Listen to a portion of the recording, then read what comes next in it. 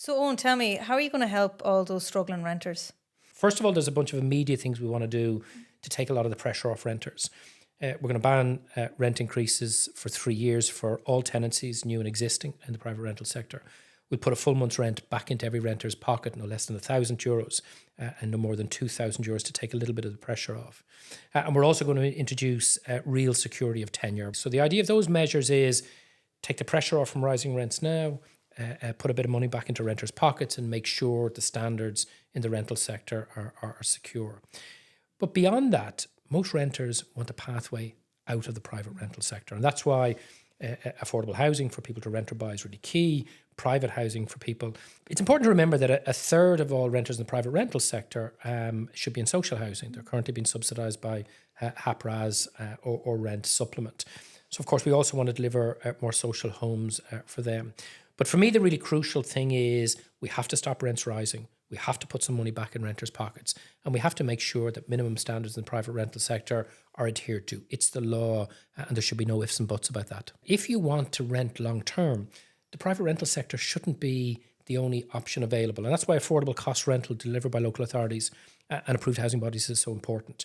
This isn't social housing. This is not for folks who are on very low incomes. It's for folks who are on incomes up to about 66,000 after tax in Dublin, about 59,000 after tax outside Dublin. And the idea is that there will be this non-profit rental sector where you can rent at prices at or below €1,000. And that could be people who don't want to buy. That could be people who are in their 50s, early 60s, approaching pension age. Their income is going to fall. They won't be able to afford private rental, but won't be able to access social housing, but they'll be able to move into this affordable rental tenure. And therefore, it's not just about ensuring that folks in the private rental sector get a fair deal. It's also about expanding the not-for-profit affordable cost rental sector. And that then gives those renters a real choice. I have a view, which is the private rental sector is too big. It's grown too large over a period of time. And therefore, you're stabilising the private rental sector, you're growing affordable rental, you're growing affordable purchase, you're assisting more and more people to be able to buy in the private sector. And as you grow the public housing side and the private purchase side, the private rental sector kind of naturally kind of finds its own equilibrium. So it's smaller as a percentage of the overall housing stock than it currently is, but it's better quality, it's better regulated, it's more secure and ultimately more affordable. Yeah, so you're really looking at having rental units back as kind of homes, permanent homes that people can live in and can afford. And I think that's a really good vision. Two groups of people I talk to a lot. So the first is increasingly there's a growing number of young people in their 20s and 30s who have kind of given up on the possibility of ever owning their own home, right? Literally, they're just saying, look, why am I saving all of this money when house prices continue to rise and I'm never going to be able to buy that home? And therefore, they've either resigned themselves to be living in expensive, insecure rental, or some of them are considering emigrating. So this affordable rental option is to say to them, actually, there's going to be something for you straight away. The number of people over the age of 55 living in the private rental sector has increased by about 87%. It's dramatically increased. And most of those people are working people on decent incomes. But when they hit pension age, their income is going to drop dramatically. And a lot of them are kind of saying, we don't know what we're going to do. We won't be eligible for social housing. We won't be eligible for HAP or rent supplement, but we won't be able to afford the private rent. And therefore, because of course, when you get to that age, and I'm not far off it myself, I'm 52, getting a mortgage is very, very difficult. So we want those folks to know we've also got your back, that we're going to deliver a stream of affordable rental that will meet your needs. And again, ultimately, in the long term, that means that, for example, as people's incomes increases and decreases, rents can follow that. In the first instance, we want to bring the rents down to and below €1,000, depending if you're on a 1, 2 or a 3 bed. Government shouldn't be telling you what kind of home you should live in. That's a decision for you at a particular point in time in your life.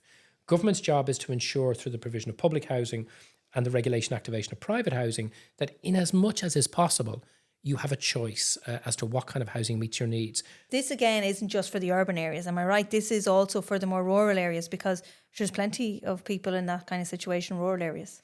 Sure. So one of the really important things about our plan, which is again different to the current government and its predecessors, is all of our housing targets are based on actual need. So rather than me as a politician kind of plucking numbers out of thin air, we have looked at the independent expert advice in terms of the total number of homes that are needed over the next 5 years, 300,000 public and private sector homes.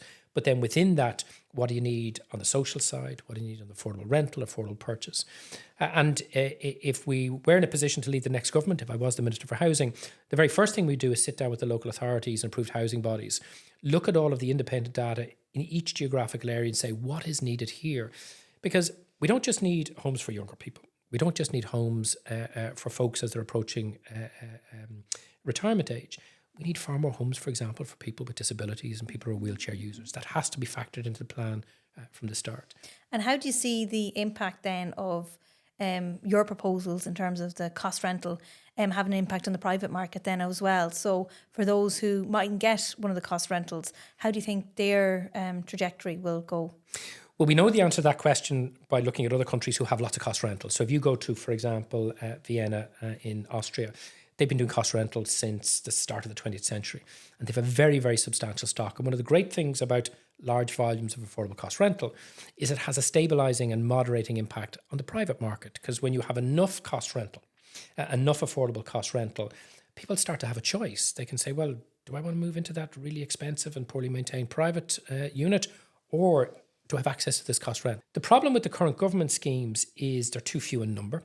So there's only about 1,000 or so cost rental units currently in the stock, and we need tens of thousands. And the rents are too high. So in City West, where I live, in Clondalkin, City West is just beside us. The Land Development Agency has bought some units from Cairn. They're affordable cost rental, heavily subsidised by the state. But the one beds are €1,400 a month. The two beds are €1,600 a month. The three beds are €1,800 a month. Dublin City Council is doing some cost rental with some approved housing bodies and private developers in Oscar Traynor Road and in O'Devaney Gardens up by the Phoenix Park. In those cases, the three beds could be as high as €1,900 a month. That might be cheaper than a new market rent, but it's actually more expensive than the rents being charged for long-term renters in the private rental sector. It's just crazy stuff.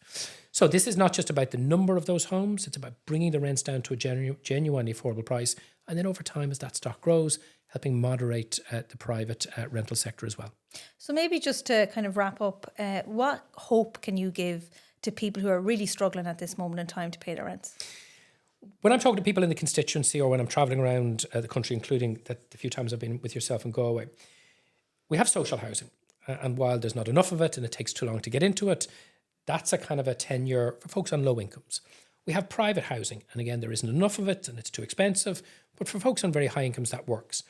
The group of people for whom there is virtually nothing right now are the working singles and couples, whether it's affordable rental or affordable purchase. What's really different about a home of your own or a housing plan is we're saying if we're in government, we're going to invest billions of euros of public money ensuring those folks in the middle, regular working folks who keep our public and private sector economies alive, we have a serious plan to offer you a range of housing options that will meet your needs. No other party has ever proposed a public housing plan and an affordable housing plan as ambitious as this. No other housing plan, whether the current government or its predecessors, have ever said that group of people in the middle are the ones that urgently need their housing needs met. Yes, we need to talk about more social housing. Yes, we need more private housing. But it's those folks in the middle who literally now are locked out of private rental, locked out of private home ownership, and in many cases are either facing a very insecure and precarious future or are being forced to emigrate when they don't want to places where it's not that they're getting better jobs, but they can get affordable homes while working those jobs and have a better quality of life. It doesn't have to be that way. We have the land, we have the resources, we have the policies. What's lacking currently is the political will to deliver those affordable homes, and our plan will do that.